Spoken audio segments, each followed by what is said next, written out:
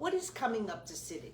Coming up to sitting is when a child is flat on their back, they literally go to reach for something and they just rise. There's no pushing.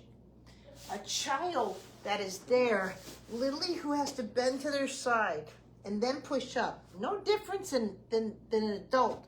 This here is not coming to sitting from their back. It's not how it works. It's not a milestone. Why? Because now I'm still stuck. I can't get into the next position. In this position, I'm here. Not only can I come up, right, but I can go back down. I'm a constant ball. I'm constant rotation.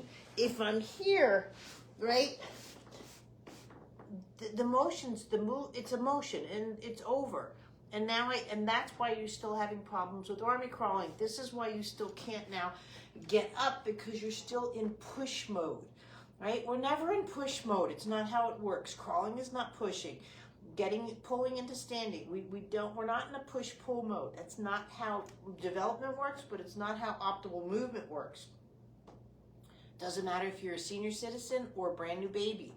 And that's the difference. So you want to come up to sitting, but come up to sitting through your back.